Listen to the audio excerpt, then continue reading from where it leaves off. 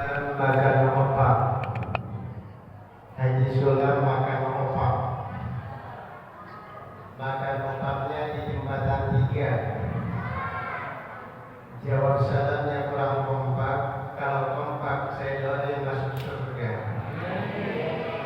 Pengen masuk surga Bu? Pengen masuk surga Pak? Itu yang kita pengenin, itu yang kita inginkan, insyaallah.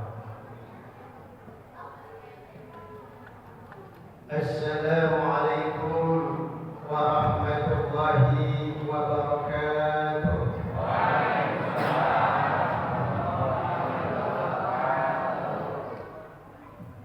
Pergi ke pasar membeli obat penurun demam panas.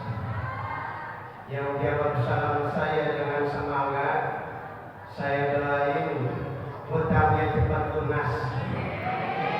Amin ya Allah. Kredit rumahnya cepat lunas, kredit motornya cepat lunas, kredit mobilnya cepat. Insya Allah anak kita semua bisa sekolah sampai tamat. Amin ya Rabbal. Assalamualaikum warahmatullahi wabarakatuh. Waalaikumsalam warahmatullahi wabarakatuh. Masih semangat Pak? Bu, masih semangat? Alhamdulillahilladzi awjaba alaina bisyami Ramadan wa nahana 'an ittiba'i khutuwati syaitan.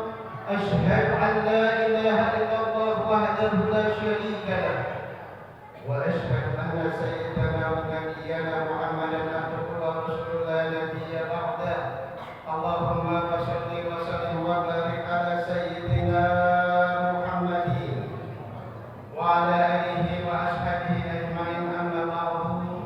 Qalu subhanaka la ilma lana illa ma 'allamtana innaka antal alimul hakim. Wahdina wa waffiq lana ila al-haqqi wa ila tariqin mustaqim. Qala Allah ta'ala fil Qur'anil Karim, a'udzu billahi minasy syaithanir rajim. Bismillahirrahmanirrahim. Syahrul Ramadan alladzi unzila fihi al-Qur'anu hudan lin-nas wa bayyinatin minal huda wal furqan.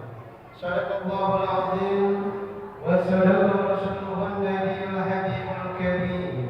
Wa nahnu 'ala dzalika minasy syahidin wasyakirin walhamdulillahi rabbil hadratil mukarramin, para alim ulama, para asatidz, para hujjah sesepuh bini sepuh tokoh masyarakat, wabil khusus ketua DKM Masjid Al-Amanah beserta staf dan jajarannya yang dimuliakan Allah.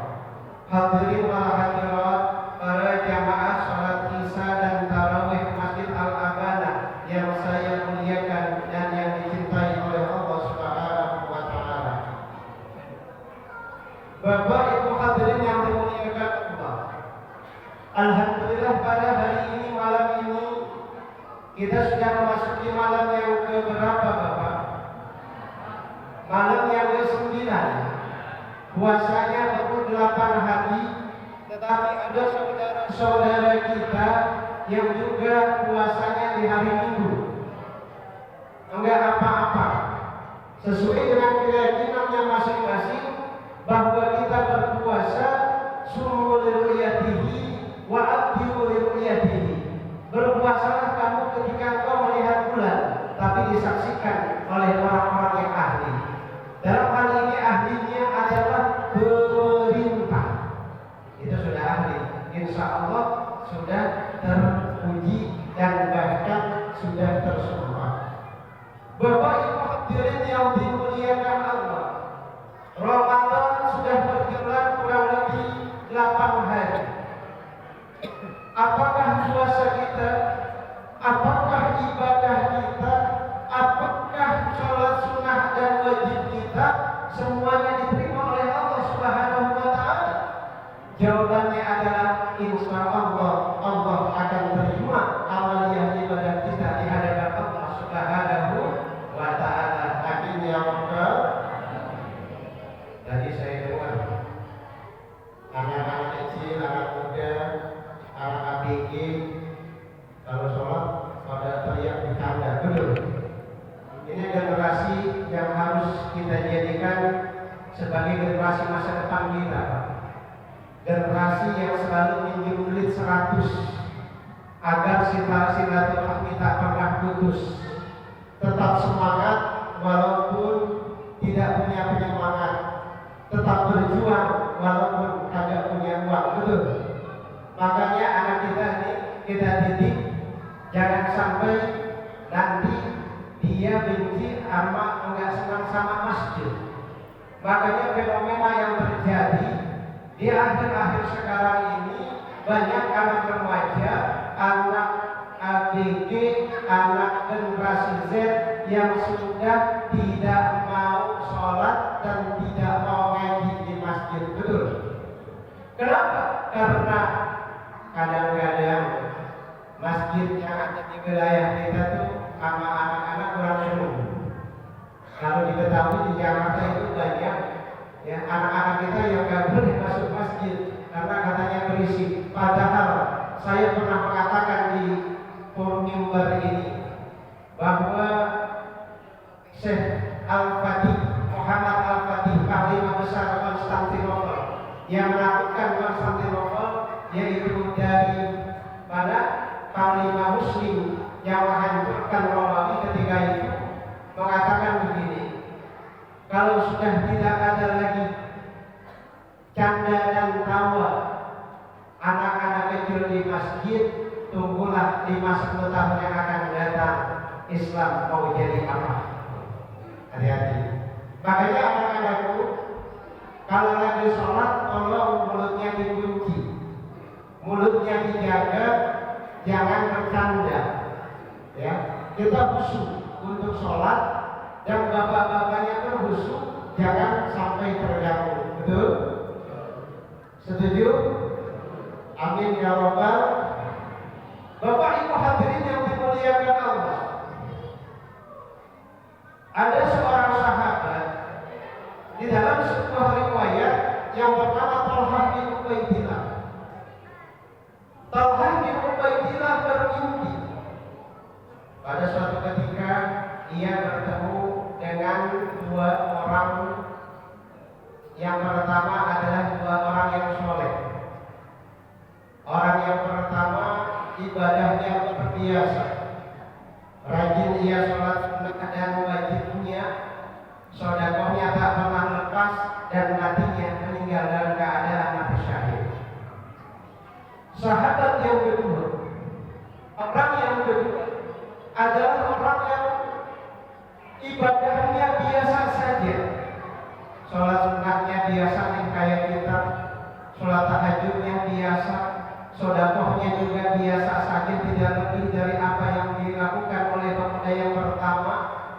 Kemudian sahabat Talhah bin Ubaidillah melihat yang masuk surga adalah yang biasa saja. Lalu galaulah hati sahabat Talhah bin Ubaidillah. Akhirnya hal ini terdengar oleh Rasulullah Sallallahu Alaihi Wasallam. Lalu sahabat Talhah bertanya kepada Rasul, "Ya Rasul, kenapa sahabat yang ini yang masuk surga? Bukankah yang pertama itu adalah orang yang mati syahid? Ibadah sholat malamnya luar biasa, bahkan sholat sunnahnya, datang ke masjidnya luar biasa. Tapi kenapa ini orang yang kedua yang masuk surga? Padahal dia cuma tidur mulu, sholatnya biasa doang. Tapi kapan ini masuk surga? Akhirnya apa? Jawab Rasul, wahai sahabat Talhah, bukankah sahabat yang kedua ini dia melakukan ibadah puasa Ramadan? Bukankah sahabat yang kedua ini juga bertemu dengan Ramadan? Bukankah sahabat yang kedua ini juga melaksanakan ibadah seperti ibadah orang-orang yang lain? Maka jarak antara sahabat yang pertama tadi yang mati syahid dengan sahabat yang kedua bagaikan bumi dan langit. Artinya apa? Karena sahabat yang kedua ini dia betul-betul ibadah di Ramadannya dengan ikhlas karena Allah Subhanahu wa Ta'ala.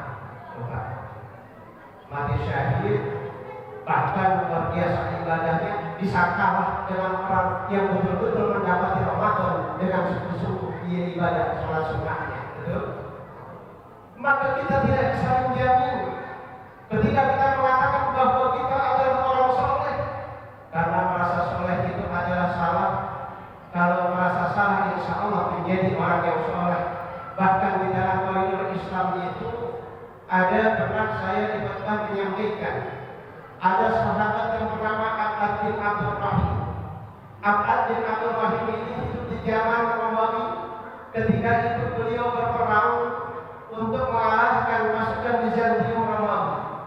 Abad bin Abdul Rahim adalah seorang hafizul Quran 30 juz beserta tafsir-tafsirnya.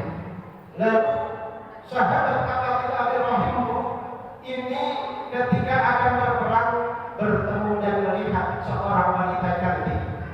Wanita cantik ini adalah wanita anak dari Kaisar Romawi. Lalu Syekh Abad bin Abdul Rahim tergetarlah hatinya. Ibarat kata orang dengan jatuh cinta, fall in love, jatuh cinta ceritanya. Lalu Abad bin Abdul Rahim berkirim surat sama prajuritnya, dikirim surat. Apa tulisan surat itu? Wahai putri nan jelita cantiknya, aku akan melamarmu karena begitu luar biasa cantikmu mengalahkan wanita-wanita yang lain. Dijawablah sama putri Romawi. Apa jawaban putri Romawi? Wahai Syekh Abad bin Abdul Rahim, panglima besar perang Muslim ketika itu, maka aku akan mau menikahimu. Aku akan bersedia dilamar olehmu, tapi dengan syarat kau tinggalkan agamamu. Bu, kita dikasih kekayaan dan harta serta tahta kerajaan, tapi kita harus meninggalkan agama kita. Bapak, anak muda ini dikasih wanita cantik kayak binatang film, ya. Insya Allah tuh kayak Luna Maya dan katakanlah mirip begitu. Itu kita dikasih tapi dengan syarat tinggalkan agamamu. Mau enggak? Mau enggak? Oh, ini baru dikasih jabatan saja, baru dikasih kedudukan, sudah enggak mau sholat. Dikasih kerjaan enak, sholat ditinggal. Dikasih jabatan duduk di kursi empuk, sholat dilanggar. Bahkan korupsi merajalela di mana-mana. 1.000 triliun, luar biasa, masya Allah, subhanallah. Pertama jadi kartanis. Ibu bapak hadirin yang dimuliakan Allah, artinya bapak, hidayah Allah tidak main-main. Kalau kita merasa kita adalah orang soleh, kita sudah luar biasa mengabdikan diri kita kepada Allah. Bahkan kita di dalam masjid ini setiap hari 24 jam tidak pernah terhenti kita bermunajat kepada Allah. Itu pun tidak menjamin bahwa kita menjadi orang yang soleh di mata Allah Subhanahu wa Ta'ala. Karena di dalam kesolehan itu ada yang disebut amaliyah sosial. Soleh secara pribadi tidak menjamin orang akan masuk surga. Tapi insya Allah kalau dia soleh secara pribadi dan sosialnya soleh, insya Allah Allah akan masukkan dia ke dalam surganya Allah Subhanahu wa Ta'ala. Masyaallah muslimin rahimakumullah. Dua hal yang saya pesankan kepada para jamaah dalam hari ini. Mari yang pertama, di Ramadan ini kita jadikan Ramadan yang benar-benar luar biasa. Karena alif daripada Ramadan itu amin, yaitu aman dari siksa api neraka. Makanya tadi sahabat yang kedua yang bisa masuk surga mengalahkan orang yang mati syahid karena Allah sudah mengamankan dia dari siksa api neraka, karena gembira bahkan senang dengan melaksanakan ibadah puasa dan ibadah sunnah di malam Ramadan. Maka kita pertahankan Ramadan ini, kita pertahankan sholat tarawihnya sampai tuntas tas sampai nanti malam ke-30 atau malam ke-29. Ya Bu? Ya Bu? Ya Pak? Ya Pak? Ya. Baik, Hadirin yang mulia Allah Subhanahu wa taala, yang kedua tadi adalah jangan sekali-kali melupakan hidayah Allah. Setelah Syekh Ad-Din Abdul Rahim, seorang hafizul Quran, seorang mahal bahagia mulai, ia tetap akan mundur dengan wanita cantik yang dia akan puja, bahkan dia akan bina. Ini terjadi pada waktu itu di abad 11. Masyaallah muslimin rahimakumullah.